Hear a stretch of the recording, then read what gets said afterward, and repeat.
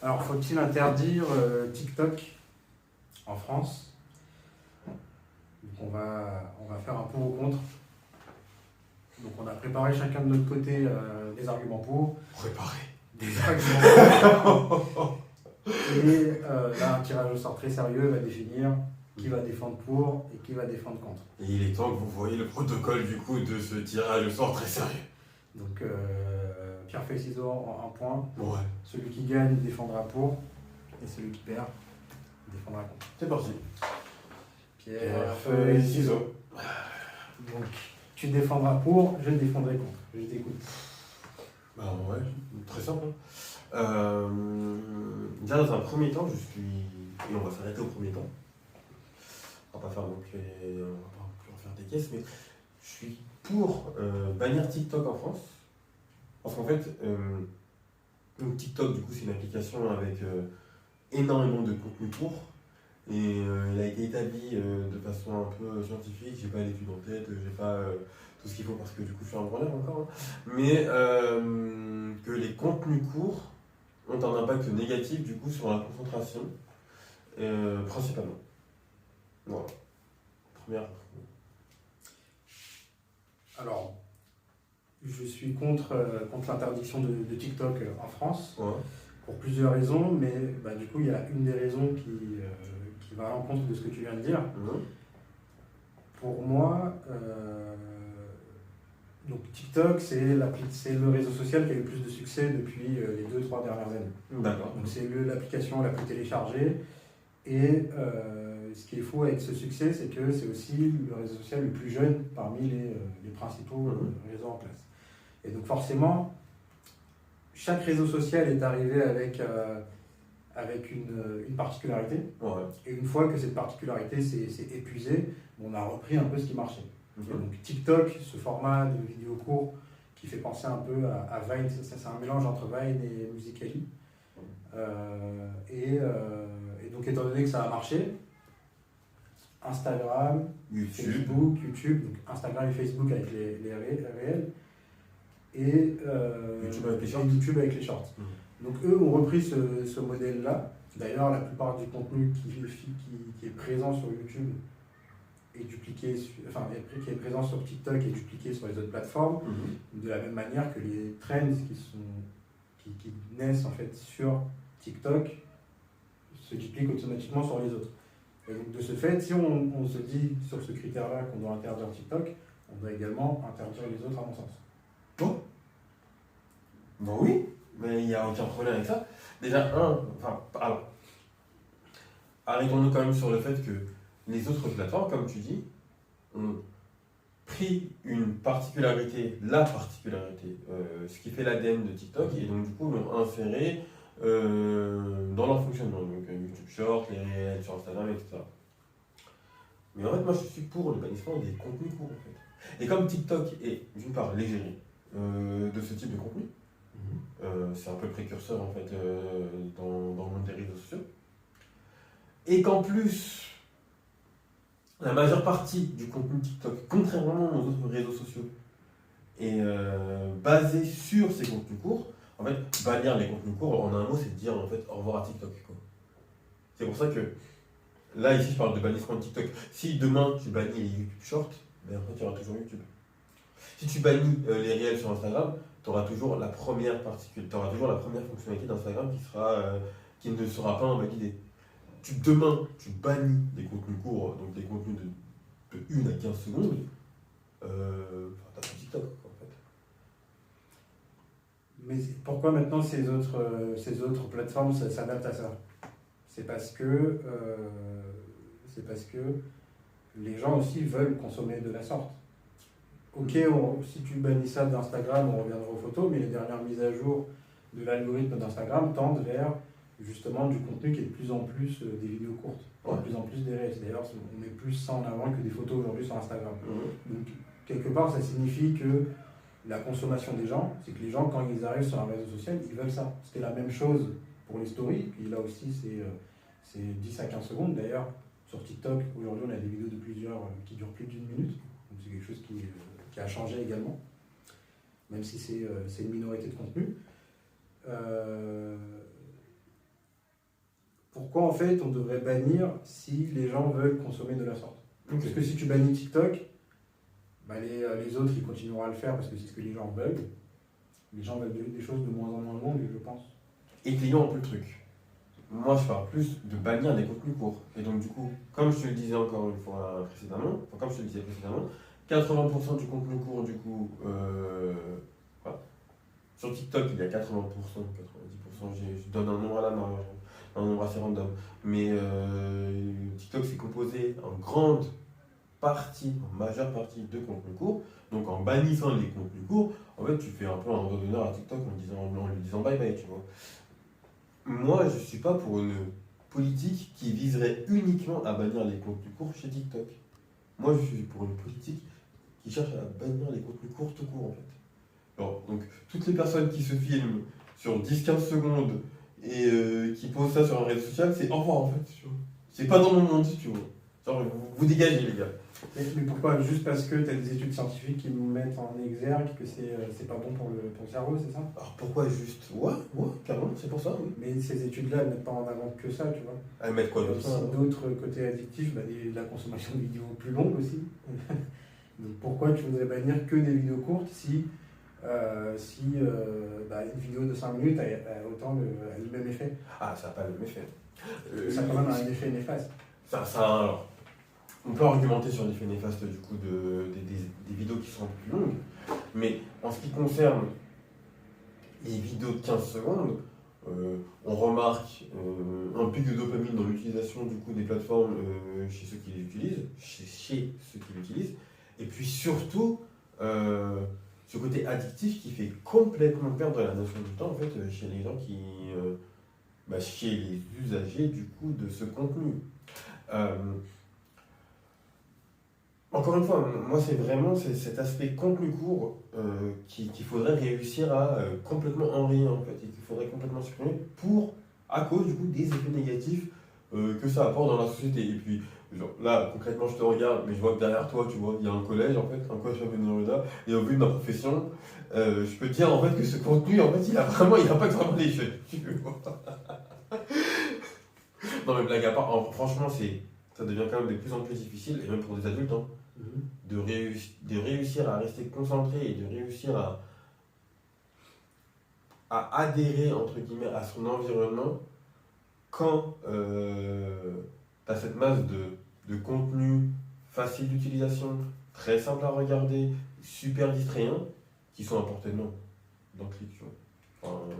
Après, je pense que même si tu retires l'aspect vidéo courte, ces plateformes-là, ils sont des entreprises dont le but, c'est de faire de l'argent. Hein. Oui. Elles feront toujours le nécessaire pour rendre leur plateforme attrayante, ergonomique, de manière à ce que tu passes du temps dessus et que tu flingues ton cerveau. Tu vois. C'est pas faux. Juste là, par contre, tu vas un tout petit peu trop loin. J'étais quasiment d'accord avec tout ce que tu viens de dire, sauf sur le flingue ton cerveau. Parce qu'en soi, ça, tu peux pas le prédire.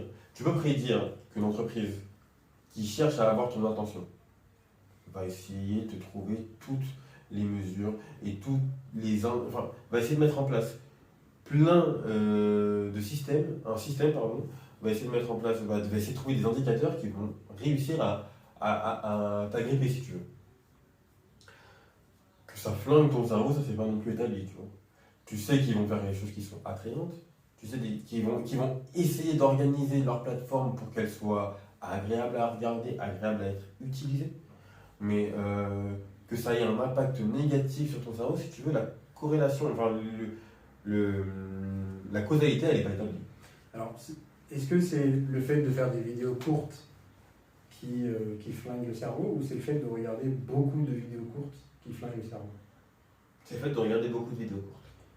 Donc, le but, parce que quand je parle d'ergonomie, attrayant, etc., le but de ces plateformes-là, c'est que tu passes beaucoup de temps en fait sur leur plateforme, oui, de manière à monétiser le temps que tu passes dessus, en mettant des espaces publicitaires pour les entreprises, etc.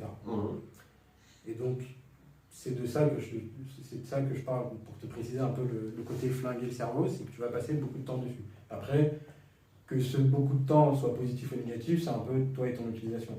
Si tu passes beaucoup de temps à regarder des vidéos de maths, de sciences, etc., je pense que ce sera plus bénéfique que si tu regardais beaucoup de vidéos de nains en train de se battre, par exemple. Oui. Donc, c'est un peu toi. Alors oui, mais est-ce que la majeure partie du contenu qui existe sur TikTok, c'est du contenu qui tend vers la première proposition? Ou alors est-ce que c'est pas plutôt du divertissement type la meuf de 15 ans et demi, tu vois, avec un méga crop top qui twerk dans ses toilettes? Bah ça, il y a les deux. La majeure partie, du coup. La majeure partie, bon, je ne sais pas. Oh, ok. Parce que pour moi, en fait, il faut savoir que comment TikTok a été conçu. À l'inverse des autres réseaux sociaux, où, par exemple Instagram à la base c'est rendre des photos d'amateurs professionnels. Ouais. Facebook c'est pour retrouver des amis, je crois. Enfin, Ouais.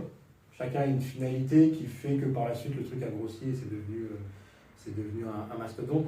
TikTok, le but premier c'est de rendre, c'est que les gens passent du temps en fait. C'est comment les gens rendre addictifs les gens à des contenus. Ah bon? Ça c'est le premier but. Bah attends, on peut s'arrêter sur ça et en disant juste que c'est des FTP en fait. Alors, si le but premier de l'application, c'est même pas pour rendre un service utile aux autres, tu vois. Bah, après quand on parle, c'est divertir les gens en fait. Donc maintenant chacun voit comment, enfin le but c'est que tu passes du temps dessus. Et donc tu as un algorithme super puissant qui fonctionne sur tes habitudes. En fait, il va voir tes habitudes, 2-3 vidéos, il va te proposer du contenu similaire. Donc ça veut dire que dès le départ, si toi tu as envie de te divertir en regardant, des challenges ou ce genre de choses, bah, l'algorithme va suivre ta volonté quelque part. Si tu regardes des vidéos où tu apprends des choses, des faits historiques, ce genre de choses, et ben ça ira également, enfin c'est ce que ça va te proposer. Oui, il y aura une concordance avec les anciennes vidéos que tu as pu regarder pour que tu puisses passer un maximum de temps sur l'application. Donc finalement, pour moi, l'aspect contenu, c'est un peu les gens qui décident. Donc je suis d'accord avec le fait que sur TikTok, il y a des choses néfastes, mais tu as des choses néfastes sur tout en fait, que ce soit sur Facebook, sur Twitter, sur YouTube. Tu as des choses néfastes partout. Évidemment. Et c'est ton utilisation qui fait que soit tu vas perdurer dans quelque chose de néfaste, ou soit à l'inverse, tu vas consommer du contenu qui va t'être utile sur le court et moyen et long terme. Tu vois. Il y a quand même ce truc qui est vachement différent dans l'utilisation des réseaux sociaux, je pense qu'on va s'arrêter sur ça. Avec TikTok et les autres réseaux, tu vois. Dans cette utilisation de l'algorithme et de recommander du coup des contenus qui seraient attrayants pour toi. Tu vas sur une vidéo, tu vas sur ta chaîne YouTube, enfin ta chaîne. Tu vas sur tu vas sur ton feed YouTube, tu vois. Pas pour une raison particulière, mais tu as envie de regarder une vidéo. Tiens, tu tombes sur, je sais pas, tous les skills de Ronaldinho entre 2000 et pendant sa période d'activité, tu vois. Tu cliques sur la vidéo. Voilà la principale différence qu'il y a entre YouTube et TikTok. Mec, tu cliques, il y a une vidéo de 20 secondes non skippable, tu vois. Tu vois, d'un seul coup, tu cliques et t'as une publicité sur, je sais pas, Bonsorama ou où est Jean Dujardin. Pas besoin de Jean Dujardin, hein. Je parle de YouTube. De YouTube, oui, des publicités non skippables. Alors que sur TikTok, enfin, pour l'utilisation que moi j'en ai eu, tu vois, ces publicités sont quasiment inexistantes. Elles existent, c'est juste que tu peux les skipper comme tu veux. Oui, voilà, il n'y a pas de souci, tu vois. Donc, tu vois, par exemple, là, en fait, je voulais développer un truc qui est complètement perdu mon idée. Tu viens de me donner. Tu te défends contre. Je t'ai donné un argument, là. Non, mais je sais pas si. Non, mais en fait, je voulais c'est bien de pouvoir skip des pubs. Quoi? Je trouve que c'est bien de pouvoir skip des pubs. Ah, non, mais justement, le fait de pouvoir skip la pub, ça te permet, tu vois, ça retire une barrière à l'utilisation de l'application. Alors quand tu es sur YouTube, pour aucune raison particulière, tu veux regarder une vidéo, pour toi YouTube te donne les skills d'un joueur super cool, tu vois. Tu cliques, tu as une publicité de 20 secondes.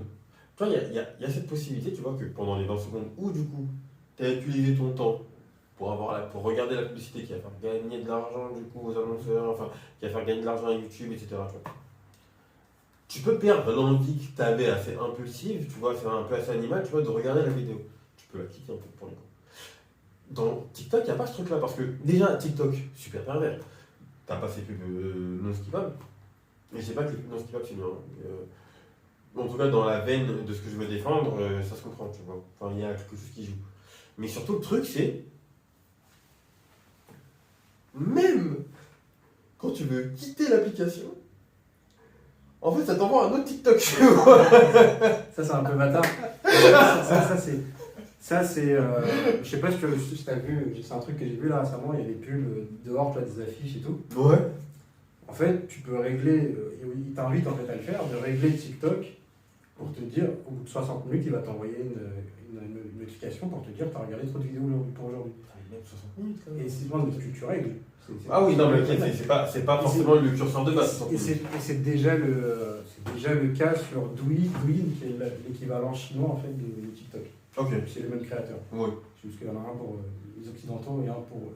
Il y en a un pour l'élite et un pour nous. C'est ça. Ouais, ok. Et donc du coup, oui, tu as la possibilité de réguler ton temps de consommation sur la plateforme avec cet aspect de... tu vois, on t'envoie... C'est comme Netflix qui t'envoie une petite notification pour te dire trouve du travail, tu vois.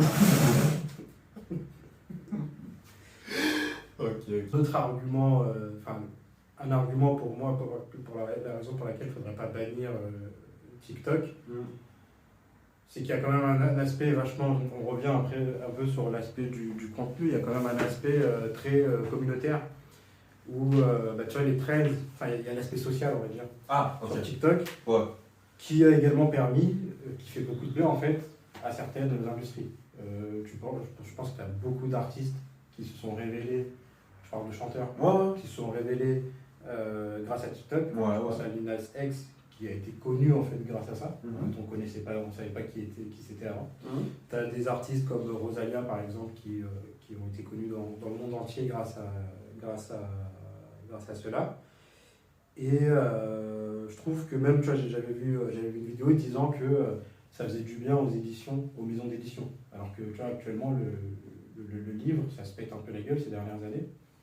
Et on disait que y a des créateurs de contenu sur TikTok qui faisaient des reviews, qui recommandaient des livres, etc. Ouais. Et ça avait un effet positif en fait pour cette industrie-là. Okay. Et donc je trouve que ça propose pas mal d'opportunités et que ça permet de mettre en avant des petits artistes ou de faire revivre certaines industries qui se cassent un peu la gueule, alors que sur d'autres plateformes sociales, c'est un peu monopolisé par des gros, tu vois.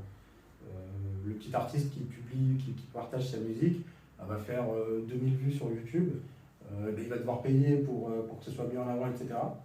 Alors que ce qui sera mis en avant, si tu regardes les tendances sur YouTube, c'est que des créateurs de contenu qui sont bien installés. Soit des artistes du type Drake, Beyoncé, tu vois, ou soit des youtubeurs, et c'est toujours les mêmes, hein, tu vas voir les tendances, c'est toujours Squeezie, Doxtag, etc. Alors que TikTok, tu as la possibilité de... c'est l'aspect de nouveauté aussi qui veut ça, c'est que tu as des petits créateurs de contenu qui peuvent se faire une place et s'y retrouver finalement. Ok. Donc du coup, ton argument, c'est TikTok des opportunités pour des artistes, enfin pour des créateurs de contenu et pour des industries au final. Ok. Est-ce que c'est une bonne raison pour que TikTok ne soit pas banni, ça? Je veux dire, ce que tu dis, c'est louable, tu vois, et ça aide des gens. Forcément, ça aide des gens. Ma question, c'est est-ce que les personnes qui sont flouées par TikTok, elles contrebalancent pas tous ces effets positifs que tu viens de citer? Les personnes quoi? Qui sont flouées par TikTok. Et flouées, ici, j'emploie quand même en pesant le mot, mais la littérature scientifique sent quand même que, tu vois, ce qui est un peu de l'ordre de TikTok, Fortnite, etc., tu vois, alors, ça pisse dans le cerveau des jeunes. Et ça pisse dans le cerveau des jeunes parce que de plus en plus dans ce genre de plateformes, de jeux vidéo, etc., tu vois, on emploie genre des neurologues, tu vois. Des mecs qui ont fait 8 ans d'études pour manipuler ton cerveau, en gros, pour comprendre pardon, le fonctionnement du cerveau. Alors quand on emploie un neurologue, tu vois, dans un hôpital, enfin tu comprends que le mec il est là pour te soigner. Quand tu t'emploies un neurologue dans un univers où il y a des microtransactions, ou juste le fait que tu passes du temps devant un écran, ça rapporte de l'argent à des industriels, tu sens qu'ils n'ont pas forcément ton bien comme premier objectif. Tu vois. Sachant que cette application touche énormément de personnes, enfin on parle du milliard de téléchargements je pense pour l'application. Est-ce que justement ce milliard-là est pas plus lésé que la centaine d'artistes qui reçoit qui peut évoluer, qui peut grandir grâce à l'application? Bah après, ça, est-ce que c'est TikTok qui a ramené cet aspect très. Où il n'y a plus l'aspect ludique ou divertissant, mais où si on emploie des neurologues, c'est parce qu'il y a du profit derrière. Donc, est-ce que c'est TikTok qui a ramené ça? Donc, je pense pas, parce que les jeux vidéo le faisaient déjà depuis un moment. Et est-ce qu'on va interdire? Parce qu'aujourd'hui, c'est quasiment la norme. C'est quand tu fais. Enfin, faut être réaliste aussi. Faut pas se mentir à soi-même. C'est-à-dire que si tu interdis TikTok pour cette raison-là, tu interdis, tu as mentionné Fortnite. On peut citer un tas d'autres jeux vidéo, on peut tout citer. Tu vois, même ton téléphone aujourd'hui, il est conçu de la sorte. Il est pas, ton téléphone à la base, c'est pour appeler quelqu'un, enfin c'est pour communiquer. Mais ton téléphone aujourd'hui, il est pensé de manière à comment ça peut t'offrir la meilleure expérience pour que tu sois satisfait et que quand le nouveau il sort, tu vas continuer à dépenser ton argent. Est-ce que tu veux également interdire, est-ce qu'il faudrait également interdire ces marques-là, les pénaliser parce qu'elles font de l'obsolescence programmée et que pendant la période où tu achètes ton téléphone et la période où l'obsolescence, tu vois, le produit il arrive à sa date d'expiration, ils vont te proposer une expérience pour que tu te dises, dès que le nouveau il sort, je vais aller l'acheter, tu vois. Donc, aujourd'hui, c'est bien sûr que c'est triste qu'il n'y ait plus cet aspect ludique, divertissant quand tu achètes un jeu vidéo ou quoi, mais c'est quelque part devenu la norme. Et donc pourquoi on devrait interdire TikTok et pas les autres? Mais les autres, c'est qui? Parce que là, on a exclu les réseaux sociaux, donc les autres, pour toi, c'est qui? C'est tous ceux qui font... Tous les réseaux sociaux, tous les créateurs constructeurs de téléphones, tous les créateurs, tous les éditeurs de jeux vidéo et tout, tu vois. Alors, je trouve que c'est un peu tiré par les cheveux de mettre les créateurs de téléphones et TikTok dans le même lot. On va voir. Un qui est chinois, c'est ça? Ouais, exactement. Pas dans la bite, Butters.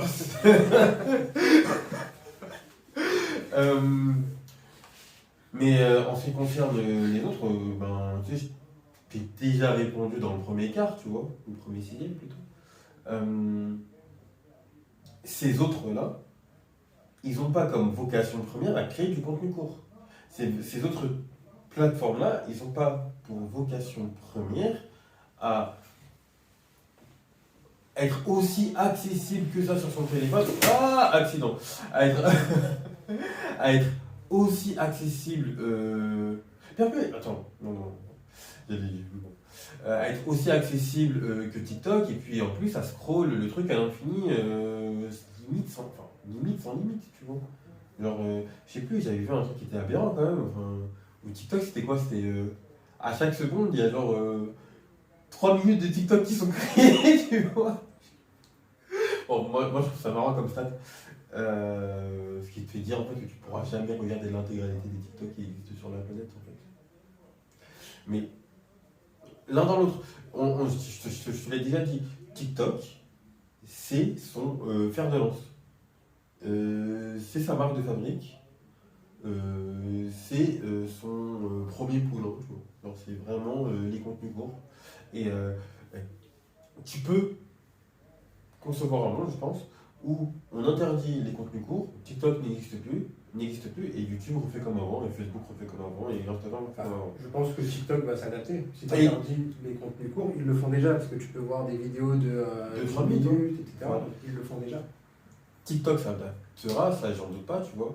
Et je pense qu'en s'adaptant, du coup, ça fera un grand bien, du coup. Après là, on quitte la discussion. Oui, c'est le futur que je prends encore une fois en Voilà, voilà.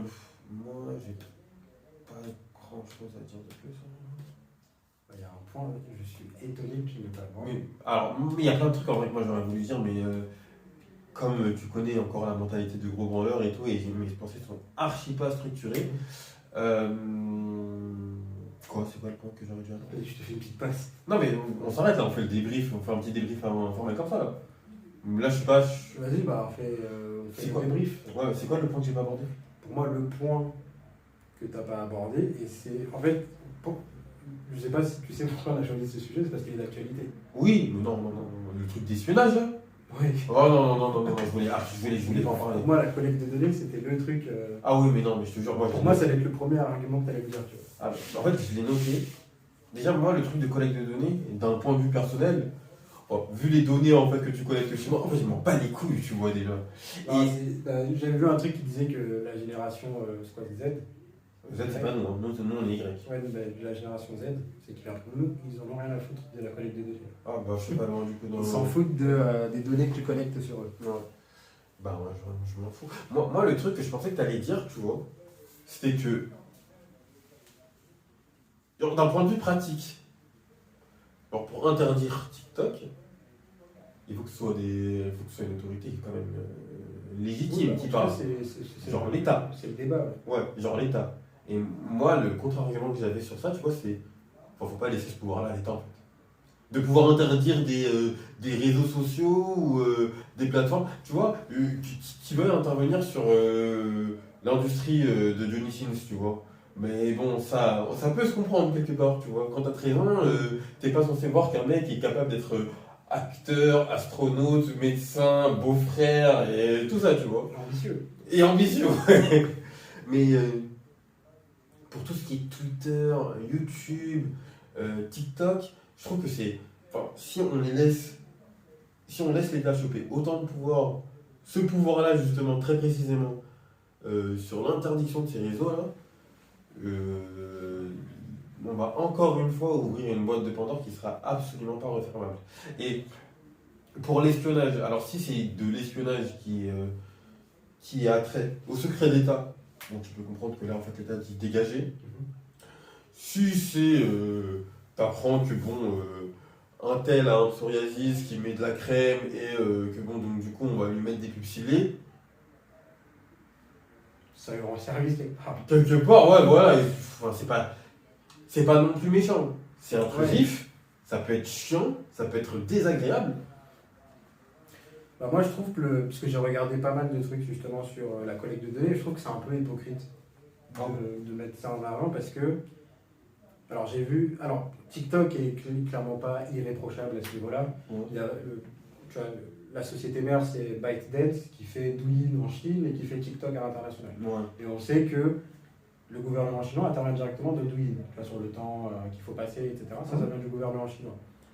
Et TikTok a dit que depuis la Chine, ils avaient accès aux informations qui sont présentes en Amérique ou en Europe. Ouais. Et donc aux États-Unis, ils ont interdit à la Maison-Blanche, aux employés de la Maison-Blanche d'avoir TikTok. Ouais.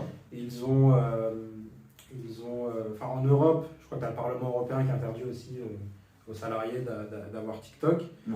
En tout cas, tout ce qui est institutionnel, État, etc., on interdit en fait aux collaborateurs d'avoir accès à TikTok.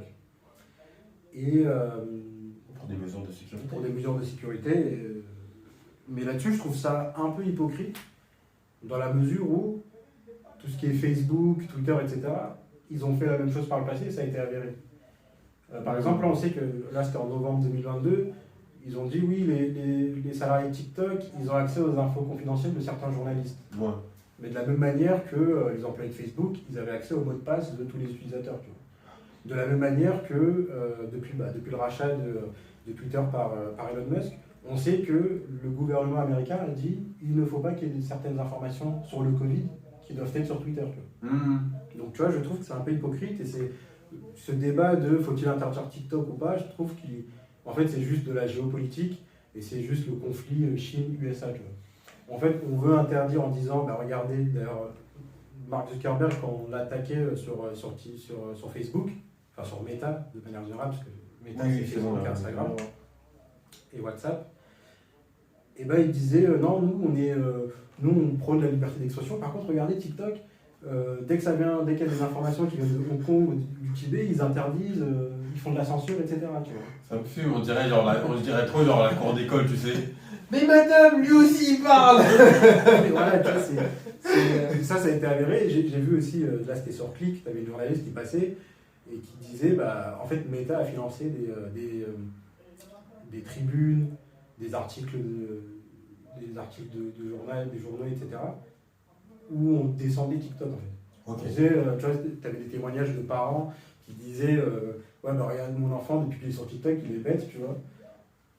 Bah, en fait, tu te rends compte que ça a été financé par Meta, tu vois. Ah ouais, c'est ouf. Donc je trouve que c'est assez hypocrite, et même quand Donald Trump était président des États-Unis, Ouais. il y avait une période où il disait bah, on va bannir TikTok. Par contre, on autorise TikTok si c'est racheté par un Américain, tu vois. Donc, tu vois, c'est un peu hypocrite. Qu'on se le dise, ça fait genre un peu C'est un peu comme le 47-91, guerre froide, où genre en gros t'avais le Ouais, bloc c'est ça. URSS et le C'est bloc Chine, des États-Unis, sauf que cette fois-ci c'est la Chine et les USA, et ils sont juste en mode soft power, donc nous Oui, on c'est va ça, faire ouais. notre domination dans le monde avec nos applis, et la Chine en fait un peu pareil. Tu Et oui, c'est ça, et ça me fait penser un peu à ce qu'on se disait sur le Qatar. vois. Ouais. C'est un peu, quand c'est nous on le fait, Mm. ça va. Ah ouais. Mais quand c'est vous, par contre, vous êtes des vilains méchants, tu vois. Genre, c'est pas cool ce que vous faites. Et donc, juste pour ça, oui, je trouve que c'est un peu hypocrite. Mm. Et pour revenir à ton truc de l'État, j'ai vu qu'en Inde, c'était arrivé. En 2019, ils ont interdit, ils n'ont pas interdit TikTok, mais ils ont interdit la possibilité d'avoir de nouveaux utilisateurs. Ok. Ils estimaient qu'il y avait du contenu, que le contenu qui était présent sur TikTok favorisait vachement la pédocriminalité et tout ça. Quoi. Donc, pour cette raison, donc, tu vois, il y a des exemples où l'État est intervenu pour prendre des mesures par rapport à ça. Ok. Là quand même, ça se justifie quand même assez facilement.